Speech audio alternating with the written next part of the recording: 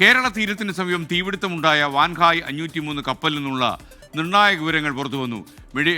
ഡെക്കിൽ പടർന്ന തീ കെടുത്താൻ ശ്രമിക്കുന്നതിനിടെ പൊട്ടിത്തെറിയുണ്ടായി എന്നാണ് VDRൽ പറയുന്നത്.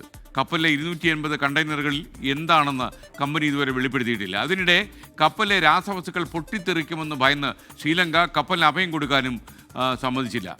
ശ്യാംകുമാർ വിവരങ്ങൾ നൽകുന്നു.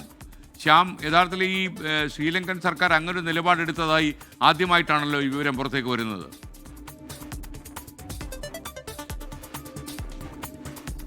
SKN ഹമ്പൻതോട്ട തുറമുഖം തുറമുഖത്തിൻ്റെ അധികൃതർ ഈ കപ്പലിനെ റെഫ്യൂജി ഓഫ് ഫോർട്ടായി അംഗീകരിച്ചുകൊണ്ട് അങ്ങോട്ട് കൊണ്ടുപോകാൻ തയ്യാറായിരുന്നു. പക്ഷേ നമുക്ക് നമ്മളുടെ സേനാവൃത്തങ്ങളിൽ നിന്നുൾപ്പെടെ ലഭിക്കുന്ന വിവരപ്രകാരം നിലവിൽ ആ കപ്പലിനുള്ളിൽ എന്താണ്, അത് പൊട്ടിത്തെറിക്കുമോ എന്നുള്ളൊരു ഭീതി ഉള്ളതുകൊണ്ടാണ് ആ കപ്പലിന് അങ്ങോട്ട് അടുക്കാൻ അനുമതി ശ്രീലങ്കൻ സർക്കാർ നൽകാത്തത് എന്നുള്ള വിവരമാണ് പുറത്തു വരുന്നത്. കാരണം ആ കപ്പലിനുള്ളിൽ അമോണിയം നൈട്രേറ്റ് ഉണ്ട് എന്നുള്ളതാണ് ഇപ്പോൾ ഉയർന്ന സംശയം.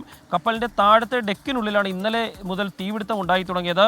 അതിൽ 280 കണ്ടെയ്നറുകളിൽ എന്ത് എന്ന് വ്യക്തമാക്കാൻ ആ കപ്പൽ കമ്പനി അധികൃതർ തയ്യാറാകുന്നില്ല. ഈ ദുരൂഹത തന്നെയാണ് ഈ കപ്പലിന് അഭയം കൊടുക്കാൻ നമ്മുടെ പോർട്ടുകളും മറ്റു പോർട്ടുകളും ഒന്നും തയ്യാറാകാത്തതിൻ്റെ കാരണം എന്നുള്ള വിവരമാണ് പുറത്തു വരുന്നത്. ഈ അമോണിയം നൈട്രേറ്റ് ആണെങ്കിൽ തീ പിടിക്കുന്ന സമയത്ത് അത് പൊട്ടിത്തെറിച്ചാൽ അത് വലിയ ദുരന്തത്തിനിടയാക്കും എന്നുള്ളത് തന്നെയാണ് അതിൻ്റെ ഏറ്റവും പ്രധാനപ്പെട്ട കാര്യം.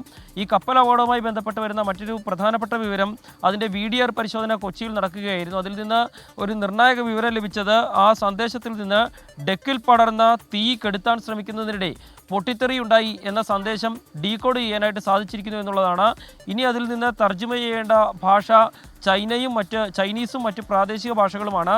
ആ സന്ദേശങ്ങൾ കൂടി തർജ്ജമ ചെയ്യുന്നതോടെ അപകടത്തിൻ്റെ യഥാർത്ഥ ചിത്രം ലഭിക്കുമെന്ന പ്രതീക്ഷയിലാണ് നമ്മുടെ അന്വേഷണ ഏജൻസികളും ഉള്ളത്. അതിനിടയിലാണ് ഈ കേരള തീരത്ത് നിന്ന് 232 കിലോമീറ്റർ അപ്പുറം നിൽക്കുന്ന കപ്പലിന് ഇപ്പോൾ പോർട്ട് ഓഫ് റെഫ്യൂജിയായി കണക്കാക്കിയ ഹമ്പൻതോട്ട തുറമുഖത്തേക്ക് കടക്കാൻ കഴിയാത്ത സ്ഥിതിയുള്ളത്. SKN